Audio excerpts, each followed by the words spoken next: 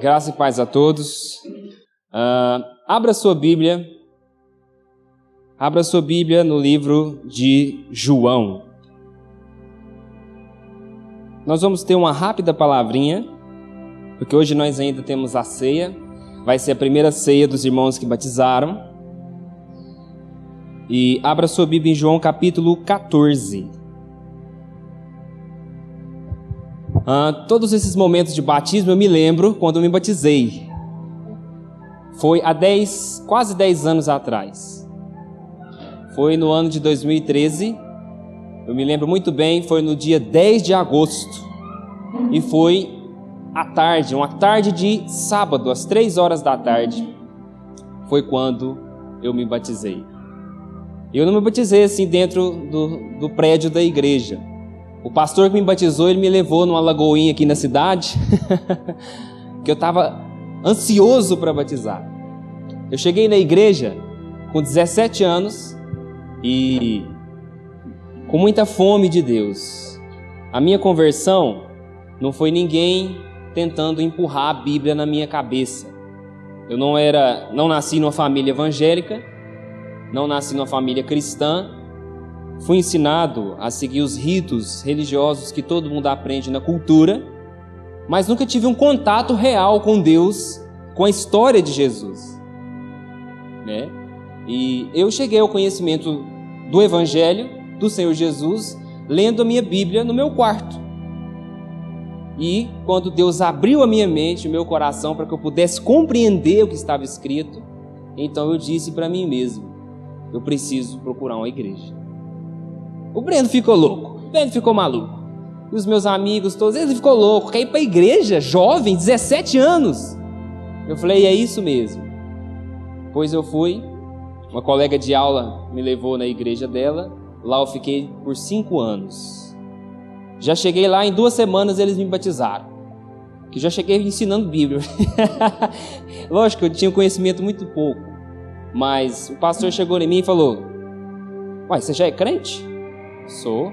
Mas quem te ensinou? Foi o Espírito Santo. Lá em casa. Então, em 2 semanas, ele me levou numa lagoa aqui na cidade e me batizou lá mesmo. Foi eu, ele e mais o irmão para tirar a foto. A foto está lá em casa até hoje. Foi o melhor dia da minha vida. Bom, vamos ler aqui o capítulo 14 de João. A partir do versículo 1, vamos ler até o versículo 14. Você pode acompanhar aqui na mesma versão que eu vou ler aqui na minha Bíblia, onde Jesus disse o seguinte: que o coração de vocês não fique angustiado. Vocês creem em Deus, creiam também em mim. Na casa de meu Pai há muitas moradas. Se não fosse assim, eu já lhes teria dito. Pois vou preparar um lugar para vocês. E quando eu for e preparar um lugar, voltarei e os receberei para mim mesmo, para que onde eu estou, vocês estejam também. E vocês conhecem o caminho para onde eu vou. Então Tomé disse a Jesus: não sabemos para onde o Senhor vai. Como podemos saber o caminho? Jesus respondeu: eu sou o caminho, a verdade e a vida. Ninguém vem ao Pai senão por mim. Se vocês me conheceram, conhecerão também o meu Pai. E desde agora vocês o conhecem e o têm visto. Filipe disse a Jesus: Senhor, mostre-nos o Pai, e isso nos basta. Jesus respondeu: há tanto tempo estou com vocês, Filipe, e você ainda não me conhece? Quem vê a mim, vê o Pai. Como é que você diz, mostre-nos o Pai? Você não crê que eu estou no Pai e que o Pai está em mim? Vamos ler só até aqui. Vamos orar. Senhor nosso Deus, nosso Pai, nós te pedimos mais uma vez. Te pedimos com toda humildade, em nome do teu Filho Jesus, que o Senhor abra nosso coração, nossas mentes, para que possamos compreender a sua palavra. Eu só posso levar as palavras aos ouvidos, mas o Senhor é quem leva dos ouvidos ao coração. Por isso eu oro, esteja conosco, esteja trabalhando em nossos corações. fala conosco, é o que eu te peço em nome de Jesus. Amém. Meus irmãos, Jesus diz aqui algumas coisas muito fortes, muito importantes. E a primeira coisa que eu quero focar aqui, porque eu quero dar uma palavrinha rápida, tem muitas coisas que a gente pode tirar desse texto. Mas Jesus disse o seguinte, no versículo 4: vocês conhecem o caminho para onde eu vou. Jesus estava prestes a retornar para o céu. Ele aqui já está na sua última semana antes de ser crucificado. Então ele diz para os discípulos, ele começa no versículo 1 dizendo que o coração de vocês não fique angustiado, porque ele estava prestes a sofrer uma morte horrível. E se você olhar com os olhos carnais e não com os olhos da fé, você fica desenganado. Eles pensavam que Jesus ia chegar em Jerusalém e ia declarar o reino de Deus. Eles pensavam que Jesus ia chegar lá no templo, subir lá em cima de um palco e dizer: chegou o tempo, matem os romanos, vamos agora começar aqui o reino de Deus na terra. Essa era a expectativa dos discípulos. Por mais que Jesus dissesse: vou ser crucificado, eles vão me matar, 3 dias depois eu vou ressuscitar. Eles, o que ele está falando? Não entende o que ele está falando. Então eles tinham essa expectativa. Todos os judeus tinham essa expectativa. Mas Jesus foi preso, foi humilhado, cuspido, deram socos na face dele, vendaram os olhos dele, batiam na cabeça dele com um pedaço de galho, de madeira, e perguntavam: quem te bateu, profeta? Eles tiraram as roupas de Jesus. Eles acabaram com as costas dele com chicotes. Colocaram uma coroa de espinhos para humilhar ele, porque ele dizia que era o rei dos judeus. E eles se ajoelhavam diante dele: ó rei dos judeus, em sinal de zombaria. E os discípulos? O que acontecia? Uma angústia profunda. Eles ficaram totalmente desiludidos. As expectativas todas acabaram. Por isso Jesus está dizendo, antes que acontecesse, Jesus já estava dizendo que o coração de vocês não fique angustiado. Vocês creem em Deus, acreditem em mim, acreditem no que eu estou dizendo. Quando vocês verem o que vai acontecer, continuem firmes. Então esse é o pano de fundo das coisas que Jesus está dizendo. Então Jesus estava dizendo: eu vou para a casa de meu pai, e lá há muitas moradas. Quando eu preparar um lugar para vocês, eu voltarei. Então ele estava dizendo: eu vou embora, eu vou morrer, mas eu vou ressuscitar, mesmo assim eu vou embora, e vocês não vão me ver mais. Então ele estava dizendo: vou preparar lugar para vocês. Quando tudo estiver pronto, voltarei para buscar os meus discípulos, para que vocês estejam comigo para sempre. Agora Jesus pega e diz: e vocês conhecem o caminho para onde eu vou. Então Tomé disse, olha, você vê que os discípulos não estavam entendendo o que ele estava dizendo. Tomé disse no versículo 5, não sabemos para onde o Senhor vai. Jesus está dizendo: eu vou embora para o céu. E eles não entendiam. Para onde o Senhor vai? Como é que nós vamos saber o caminho? Então Jesus responde: eu sou o caminho. Para onde? Para a casa do Pai. O caminho para o céu. Ele é a porta da salvação. Jesus é o caminho. Agora, preste atenção no que Jesus disse: eu sou o caminho. Jesus não disse: eu sou um caminho, eu sou um dos caminhos. Todos os caminhos levam a Deus. Você já ouviu isso? Ah, como eu já ouvi isso, principalmente quando eu pensei em vir para a igreja. Não, rapaz, para que isso? Você está sendo, como é que é? Fanático. Você está sendo muito radical. Nossa, quantas vezes eu ouvi isso. E os irmãos que estão se batizando com certeza também ouviram. O importante é você ter uma fé. Deus entende. Porque todos os caminhos levam ao mesmo Deus. Isso está escrito lá na Bíblia do diabo. Está escrito lá, um versículo mais importante do diabo. Está tudo bem, tudo leva para Deus.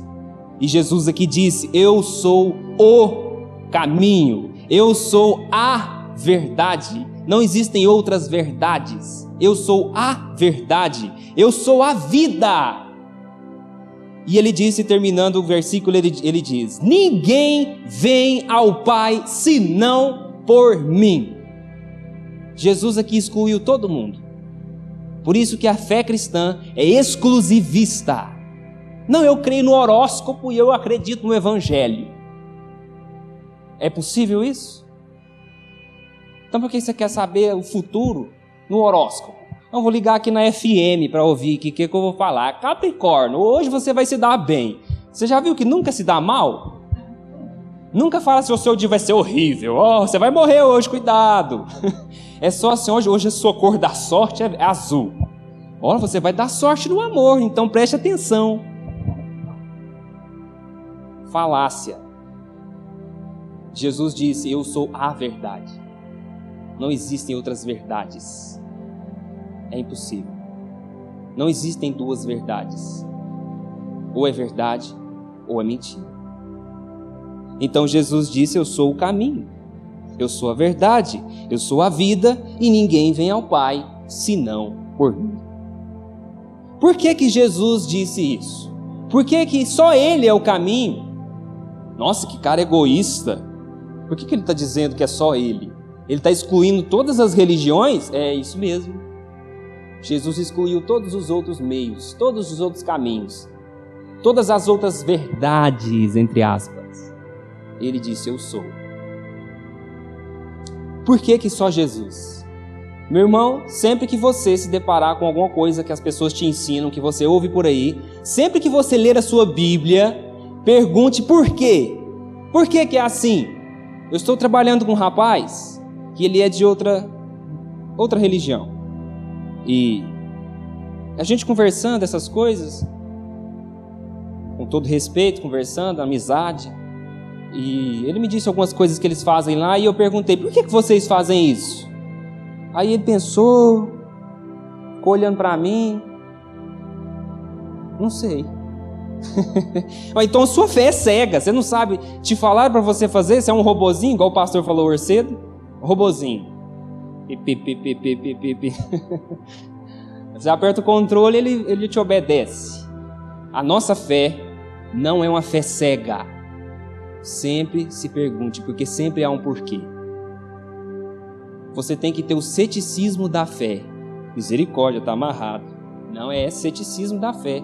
Para você crer corretamente, você tem que duvidar primeiro. Você tem que se perguntar, por que eu acredito nisso? Não, porque minha mãe, meu pai, minha avó me ensinou lá desde quando eu nasci e eu faço. Está errado, você não crê então. Você está seguindo um ritual, uma cultura que te ensinaram. Mas provavelmente você não crê na verdade. Então, você precisa se perguntar. Então, por que Jesus é o caminho para o céu? O caminho para o Pai? A ponte de acesso? A estrada? Vou começar do começo. Nós fomos criados por Deus, perfeitos, sem pecado, sem defeito. E naquele jardim, naquele lugar muito bonito, Deus deu uma ordem para os seres humanos. Comam de tudo, só não comam daquele fruto que eu proíbo. Fruto do pecado. Está entendendo? Esse cara está lendo a Bíblia. Mas olha só, não é uma maçã não. Não vem com essa história de maçã pro meu lado não, hein? Maçã. Ah, é porque Adão comeu uma maçã. Da onde tiraram isso? Tem uns engraçadinhos que diz que é coco. Porque lá fala assim que Eva tomou e comeu. A única fruta que você toma e come é o coco. Você toma água e come a castanha. Não era o coco, não. Eu acho que era o piqui. Ruim demais da conta. E tem espinho. Se você morder, já era. Então Eva mordeu, já era.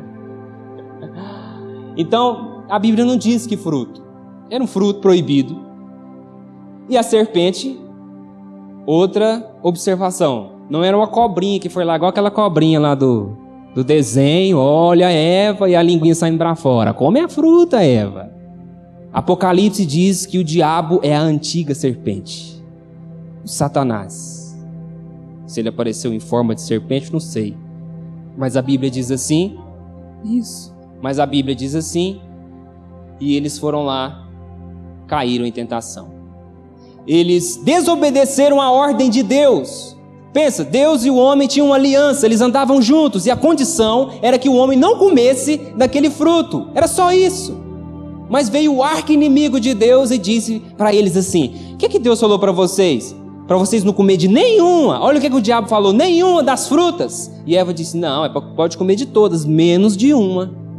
Porque Deus disse que se a gente comer, nós vamos morrer. Então, o diabo disse, olha o diabo, o que ele faz? Não seja tão radical, não seja tão fanático, não é bem assim. Pode comer, você não vai morrer não. Deus está mentindo. E eles foram lá e comeram. Ou seja, eles acreditaram mais no que o diabo disse do que no que Deus disse. Eles deram crédito ao que o diabo disse, eles desconfiaram de Deus. Ah, você sabe que é verdade, seu diabo? Vamos lá então, crau. E é assim que o diabo nos compra. E o mercado entende isso, sabia? O que o mercado faz? Bota uma vitrine lá grandona e bota o fruto proibido lá, que é proibido pro seu bolso. Tá lá na vitrine. Olha aqui, Eva, vem cá, Eva. Você parcela em 3.000 vezes. Cabe no seu orçamento. Aí a Bíblia diz que Eva, olhando para o fruto, vendo que era desejável, ela foi lá e não aguentou. Vou parcelar em 10.000 vezes aqui e pronto. E quebrou a vida dela. O diabo está aí, até hoje. Cuidado, irmão, o diabo quer acabar com o seu bolso. É assim também que as Evas são enganadas pelos Adões. Ela vê um Adãozinho lá na rua, que lindo, olhos azuis, é um princeso. Aí ela entra e toma na cara. Cuidado com o diabo, que a forma do diabo tentar é a mesma. Estou falando uma linguagem bem popular, para os irmãos entenderem. Mas, para a gente encerrar, isso aconteceu com a humanidade. Desobedeceram a Deus, tinham uma aliança, houve então uma quebra de aliança. E então, o que acontece quando uma aliança quebrada, um relacionamento, o homem traiu a Deus com o arqui-inimigo. Quando alguém te trai a sua confiança, existe o quê? Uma separação. Se o marido trai a esposa ou a esposa trai o marido, existe ali então um divórcio. Foi isso que aconteceu entre Deus e os homens. Divórcio, estão separados. Homem para um lado, Deus para o outro. E é por isso que o mundo virou esse caos. Você olha no jornal, na televisão, é guerra, é gente morrendo, é Covid, é dengue, é não sei o quê. Meu Deus, Deus não existe. Não é isso não. Nós estamos separados de Deus e virou o caos. Houve então uma separação, um abismo. O muro foi construído entre nós e Deus por causa dos nossos pecados. A partir daquele dia que nós mordemos naquela fruta proibida, o pecado entrou no nosso coração. Você está infectado com o vírus do pecado. Então você está longe de Deus. Mas o diabo ensina, todo mundo é filho de Deus. Todos vocês vão para o céu. Já viu que alguém morre? Que Deus deu um bom lugar. Está lá no céu. Pode ser qualquer um. Morreu, ficou bonzinho. Remédio para a ruindade é a morte, né? Morreu, ó santo. Né? Então, muito cuidado com isso. Houve então uma separação entre Deus e os homens, de forma que nós não temos mais acesso a Deus. Houve então um vazio no coração dos homens e eles procuram preencher esse vazio. Por que existem milhares de religiões? E alguns ateus dizem, eu não acredito em Deus não, olha o tanto de religião que tem aí, tudo é mentira. Meu amigo, a prova que existe um Deus é que nós sentimos fome de Deus. Você já viu que em cada civilização do mundo, seja na África, na Ásia, na Europa, na América, existe religião. Existe ali um vazio espiritual no coração. Então as pessoas começaram a inventar deuses. Mas de onde nós viemos? Nós estamos separados de Deus. De onde nós viemos? Vamos inventar aqui um Deus fulano. E então existem essas milhares de religiões por causa disso. o homem se separou de Deus. O nosso coração se tornou mau. Você é mau desde o nascimento, mas o diabo coloca na sua cabeça que você é bonzinho. Você é tão bom. Você é um espelho que reflete a imagem do Senhor. É mesmo? E os ímpios lá no mundo, as pessoas do mundo amam essa música. Olha que música linda, maravilhosa. Fala que eu sou a imagem do Senhor. Eu sou tão bonzinho. Eles estão lá cometendo adultério. Os namorados estão indo para a cama. As pessoas estão orgulhosas, odiando umas às outras. Não perdoa as pessoas que falham com elas. Eu sou bom, vou para o céu. Louvado seja a minha vida. E não é assim. Então o homem é mau. Quer ver uma prova que você é pecador? Quem te ensinou a mentir? Você teve que ir para a escola para aprender a mentir? Ou já vem embutido dentro de você? Desde criancinha. Menino, você fez isso? Foi eu não, foi o Roger. Você fez isso? Foi eu não. Como é que é a netinha do pastor? Foi tu. Foi tu. Isso já vem da natureza humana. A criança nasce, olha o anjinho do Senhor. Anjinho nada, vai um Adãozinho, vai crescer e vai pecar. E você tem que corrigir ele, senão ele vira um bicho. Um egoísta que não divide o pão com os coleguinhas. Fica um ridículo. Você tem que educar o menino, senão ele vira um monstro. Porque você já é pecador desde o nascimento. Você está longe de Deus. Mas Deus, amando a sua criação, Ele teve um plano. Ou Ele destrói tudo, ou Ele salva, ou Ele restaura. Portanto, João 3,16, porque Deus amou o mundo de tal maneira que enviou o seu único Filho, para que todo aquele que nele crê não pereça, mas tenha a vida eterna. Deus enviou o seu Filho para ser o caminho para Deus. Existia um muro, existia um abismo entre você e Deus por causa do seu pecado. Cristo Jesus veio a esse mundo para tomar o seu pecado, a sua culpa para Ele. E lá na cruz, Deus matou Jesus no seu lugar. A justiça de Deus, você sabia que a justiça de Deus quer condenar os pecadores? A lei de Deus diz, o salário do pecado é a morte. Você já pecou? Você já mentiu? Você já odiou alguém? Pois é, a lei de Deus diz que você tem que morrer, não é que você tem que ir para o céu, não. E os coaches evangélicos estão aí, ó, vocês são tão bonzinhos, vocês são o centro do coração de Deus. São anestesistas do diabo, estão anestesiando o seu pecado. Você é tão bonzinho, você é bonzinho, você vai para o céu. Estão a caminho do inferno. Preste atenção, meu irmão. Cristo tomou a nossa culpa e lá na cruz, Deus tinha que nos matar, mas Cristo tomou a sua culpa para Ele. E Ele foi matado no seu lugar. Ele foi sacrificado por você.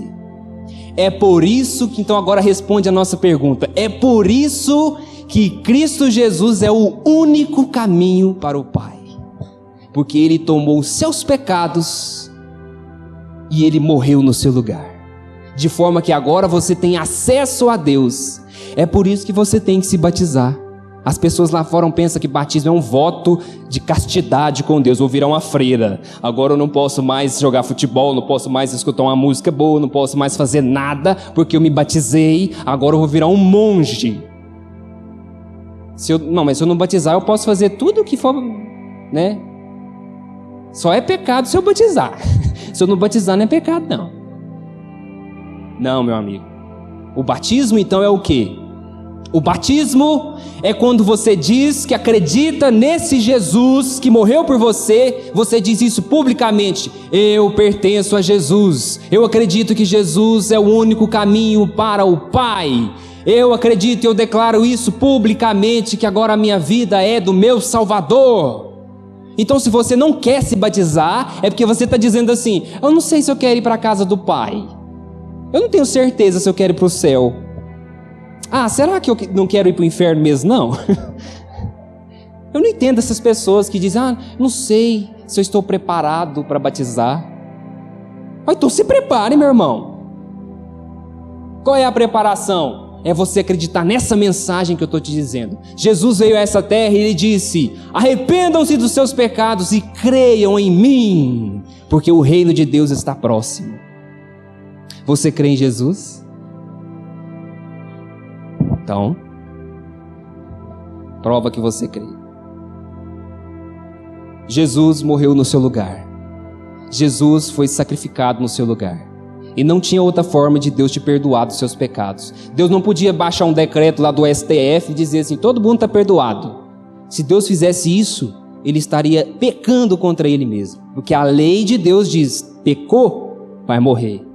Então, para Deus não matar você, ele matou o filho dele no seu lugar. Jesus nos ama e ele se entregou por nós, para que nós pudéssemos agora ter acesso ao Pai, como ele disse: para que vocês estejam comigo onde eu estiver. Amém? Amém. Creia em Jesus Cristo, entregue a sua vida para Ele. Ele é o caminho para o Pai, não há outro caminho de salvação. Se arrependa dos seus pecados. Você é pecador, você não é bom. Mas eu pago minhas contas, eu nunca roubei, nunca matei. O seu coração é mau. Desde a velhinha lá que faz macarrão todo domingo com a família, até o pior ladrão do Brasil, são pecadores igualmente e precisam se arrepender e crer em Jesus. Ok? Nós vamos celebrar a ceia hoje, que é a lembrança daquilo que Jesus fez por nós na cruz. Então, eu quero orar com você nesse momento. Baixe a sua cabeça e vamos orar ao nosso Deus que nos salvou.